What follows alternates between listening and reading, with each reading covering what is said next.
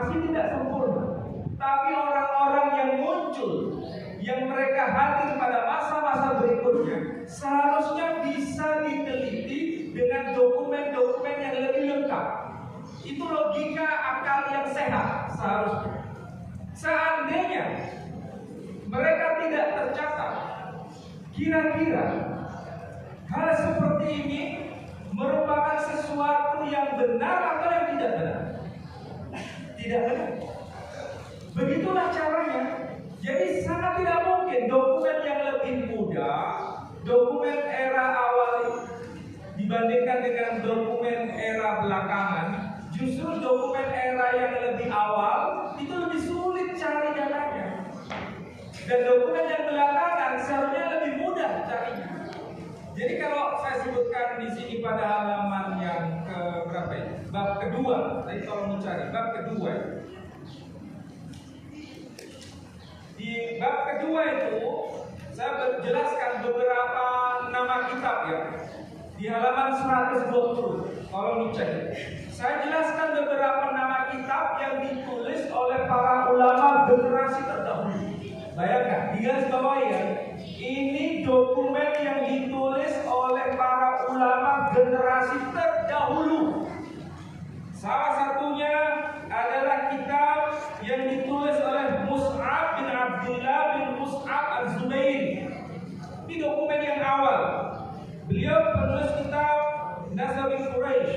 Tetapi kitab ini tidak pernah menyebut tokoh yang menjadi polemik ini.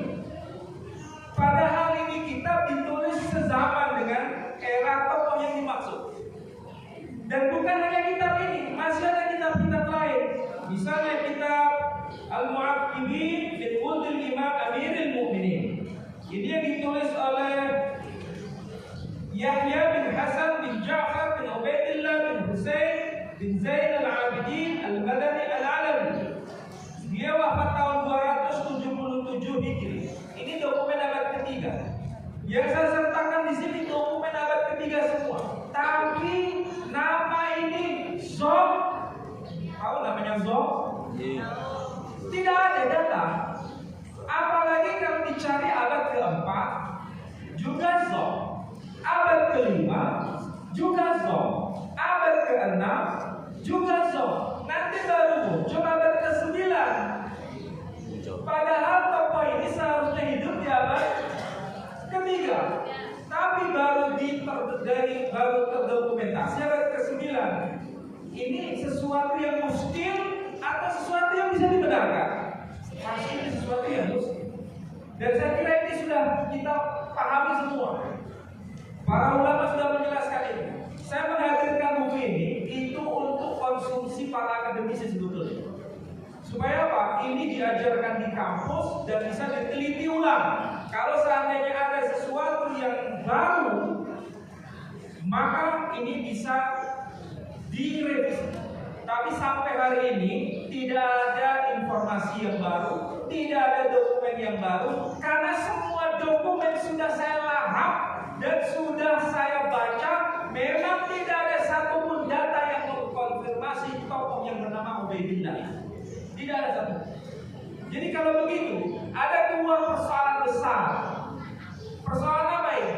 Ini tokoh fiktif atau tokoh historis? Yang kedua, tokoh ini memang benar keturunan Nabi atau bukan? Dua kasus ini harus terjawab. Kalau tidak bisa menghadirkan data, maka dua hal ini masih dianggap sebagai misteri. Jangan terburu-buru berbicara mengenai apakah tokoh ini keturunan Nabi atau bukan. Ini adalah langkah yang kedua. Langkah pertama adalah ini tokoh historis atau tokoh fiktif. Ini harus terjawab. Nah, Nabi Shallallahu Alaihi Wasallam, saya kembalikan ke awal. Muhammad Shallallahu Alaihi Wasallam. Ini belum bicara dia Nabi atau bukan ya. Saya berbicara apakah ini tokoh fiktif atau tokoh historis. Kalau saya sebut Muhammad Sallallahu Alaihi Wasallam, itu tokoh fiktif atau tokoh historis? Historis. Kalau dikatakan tokoh historis, datanya apa? Al-Quran. Kalau dikatakan datanya Al-Quran, tidak berlaku. Harus Kenapa? Karena itu dokumen internal. Harus terkonfirmasi dengan dokumen eksternal. Dokumen internal Quran, ya betul.